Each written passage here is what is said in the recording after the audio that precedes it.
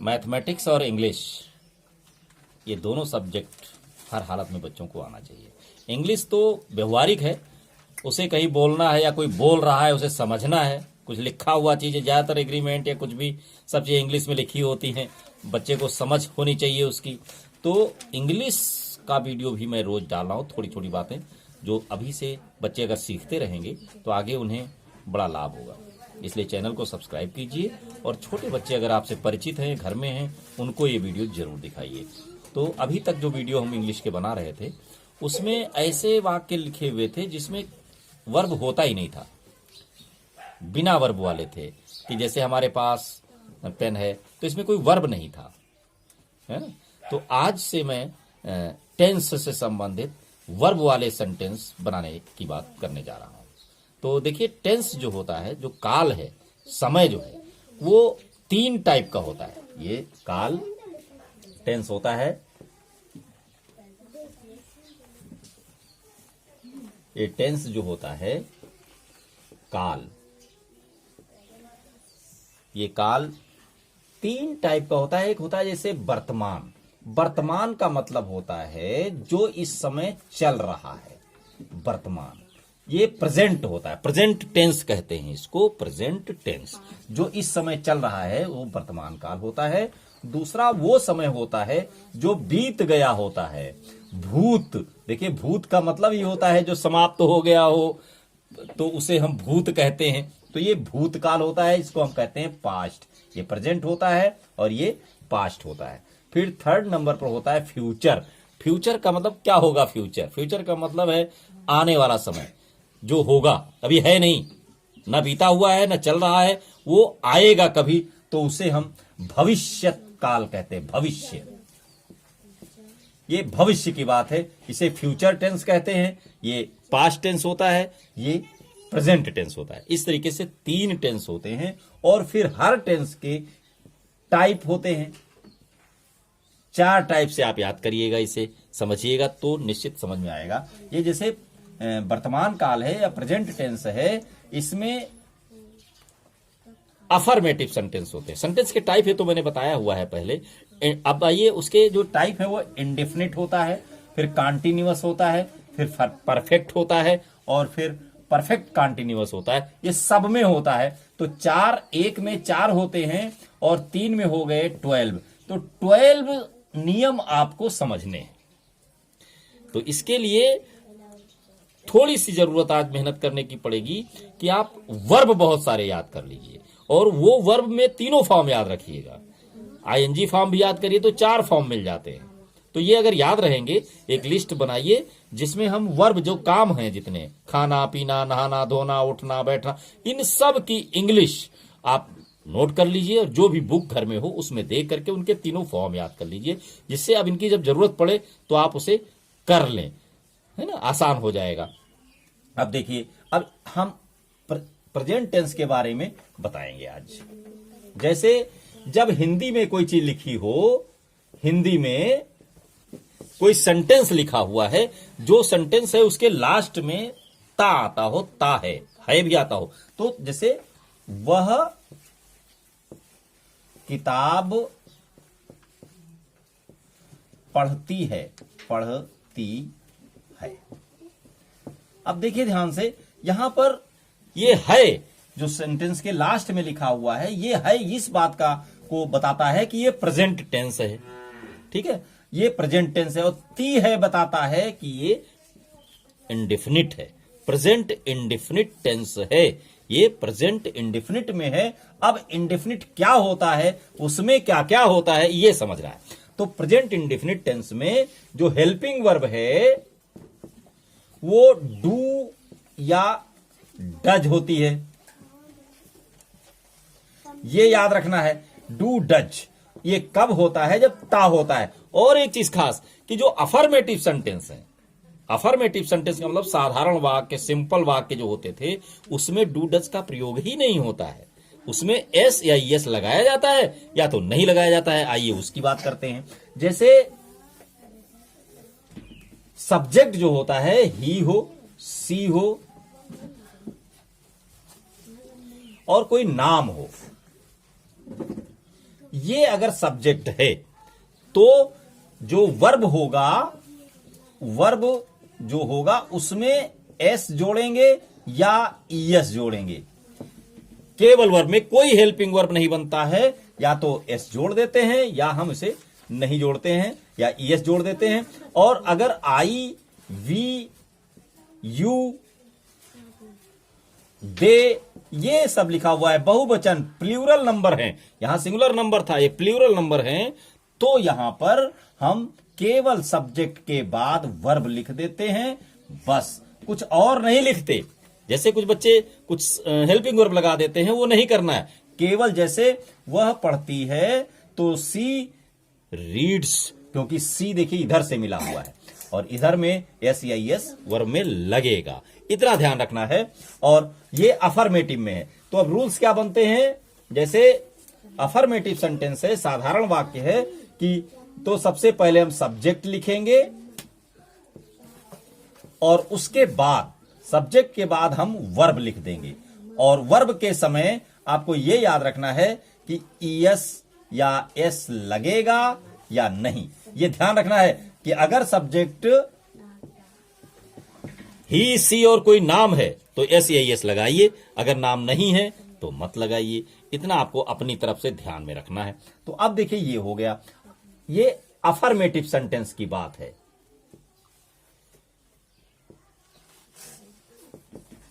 ये अफर्मेटिव साधारण वाक्य, जो सिंपल वाक्य होते हैं जिसमें सीधी सीधी बात है कि वह पढ़ती है, तुम लिखते हो, तो उसमें केवल वर्ब लिखना है और सब्जेक्ट लिखना है, कुछ और नहीं लिखना है, यह ध्यान रखना है। तो अफर्मेटिव सेंटेंस हो गया।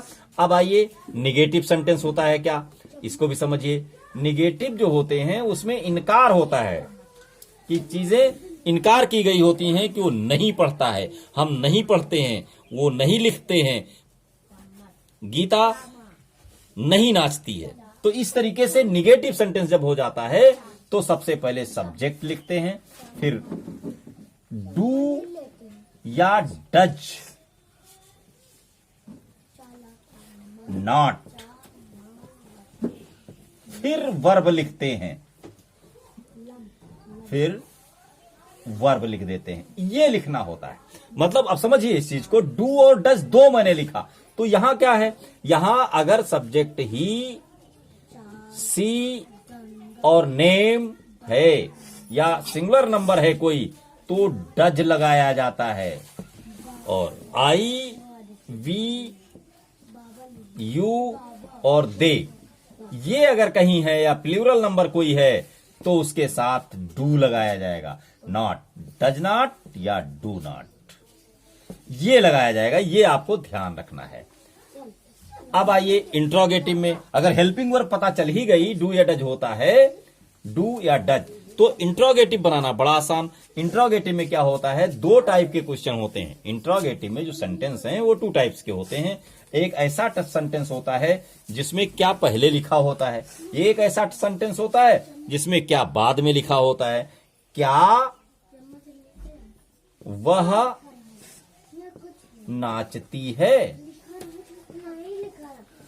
ये है जैसे क्या पहले लिखा हुआ है। जब पहले लिखा होता है तो देखिए सी के साथ डज लगने वाला होता है, तो हेल्पिंग वर्ब को हम सबसे पहले लिख देते हैं, हेल्पिंग वर्ब, फिर उसके बाद सब्जेक्ट लिखते हैं और फिर वर्ब लिख देते हैं।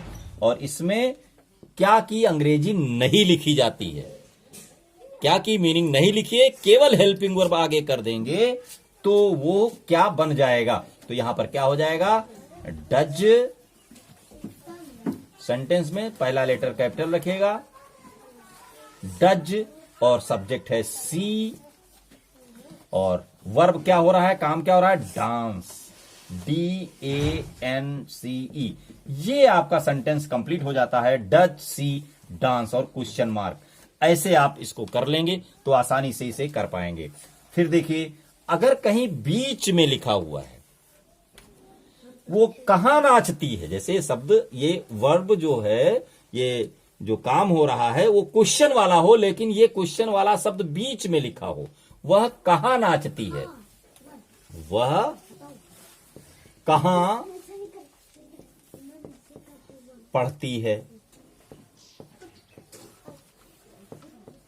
या तुम कहां पढ़ते हो, भाई तुम कर दीजिए जिससे डू का भी प्रयोग हो जाए। तुम कहां पढ़ते हो, तुम, ये हो गया। अब देखिए कहां, अगर ये क्वेश्चन वाला शब्द बीच में आ जाए तो उसकी इंग्लिश सबसे पहले लिखी जाती है, तो हुएर, ये हुएर हो गया। अब यू के साथ जो हेल्पिंग वर्ब है वो डू लगती है, तो डू, फिर सब्जेक्ट यू, पढ़ते रीड, हुएर डू यू रीड, तुम कहां पढ़ते हो। इस तरीके से आप इसे इंग्लिश में ट्रांसलेट कर लेंगे। तो लीजिए मैं थोड़ा सा होमवर्क देता हूं, इसे करिए, सेंटेंस बनाइए, और मैं एक सेंटेंस दूंगा, आप उसको चारों टाइप से बना लेंगे 5-5 करके। तो मैं 5 सेंटेंस बना देता हूं और आप उसको चेंज करके बनाते रहिए। बस ध्यान रखना है इसमें हेल्पिंग वर्ब क्या है, डू या डज। हेल्पिंग वर्ब डू या डज है, ध्यान रखिएगा, डू या डज हेल्पिंग वर्ब है। ये अफर्मेटिव में कोई हेल्पिंग वर्ब नहीं लगती है साधारण वाक्यों में, उसमें सिर्फ केवल वर्ब लिखिए, सब्जेक्ट लिखिए, एस लगता है कुछ में नहीं लगता है। जब जो सब्जेक्ट है वो ही सी और कोई नाम है तो उसमें लगाइए एस, और नाम नहीं है, ही सी नहीं है, आई वी यू दे या कुछ और है, प्लूरल नंबर है, तो वहां पर कोई भी चेंज नहीं होगा। सब्जेक्ट के बाद सीधा आप लिख दीजिए वर्ब। तो नोट करिए, नंबर वन, सीता पुस्तक पढ़ती है।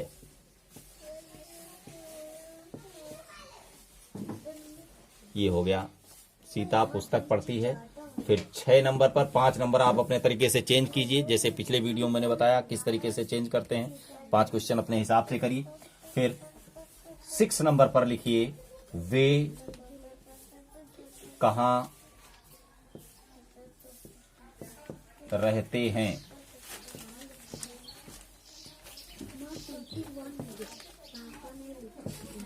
फिर 11 नंबर पर लिखिए, इसको अलग अलग चेंज करिए, अफर्मेटिव अपने आप बना लेना, क्योंकि अब जरूरी नहीं कि मैं अफर्मेटिव का दूं तो आप इंट्रोगेटिव निगेटिव बनाएं। मैं इंट्रोगेटिव या निगेटिव भी दे दूं तो उसे भी आप चेंज करना जान लें कि यहां से कहां हटा देंगे तो बन जाएगा वे कहां, वे नाम कोई डाल दीजिए कि वहां रहते हैं, वो इसको चेंज करके देखना अपने तरीके से, आप इसको भी चेंज करिए तीनों में। अब है गीता गीत नहीं गाती है, गाती है, गीता गीत नहीं गाती है। इस तरीके से ये 11 नंबर पर हो जाएगा। फिर 16 नंबर पर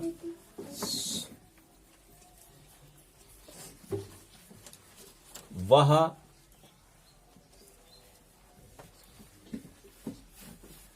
तैरती है।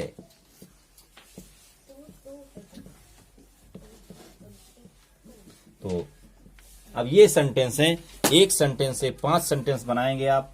कैसे बनाएंगे ये मैं पिछले वीडियो में बताया हुआ हूं, उसको देखिए और इनको चेंज करते हुए 20 सेंटेंस आप इंग्लिश में लिखिए। जैसे एक ये लिखा हुआ है, इसको निगेटिव बना लेंगे आप, ये तो अफर्मेटिव हो गया। फिर निगेटिव, फिर इंट्रोगेटिव। इंट्रोगेटिव में 2 टाइप का होता है, जिसमें क्या पहले लिखा होता है, कुछ में बाद में लिखा होता है। फिर अगला हो जाएगा, ये हो गया 1 2 3 4, और 5वें नंबर पर हो जाएगा जिसमें निगेटिव भी है और इंट्रोगेटिव भी है, इंट्रोगेटिव निगेटिव। तो इस तरीके से एक सेंटेंस से 5 सेंटेंस बनेंगे तो 20 सेंटेंस तैयार हो जाएंगे। ये 20 सेंटेंस आप बनाइए और फिर घर में जो भी हो उनसे पूछिए, दिखाइए उनको, बातें कीजिए, अपने आप समझ में आएगा। कल मैं आपको अगले वीडियो में बताऊंगा कि ये कॉन्टिन्यूअस टेंस क्या होता है। धन्यवाद।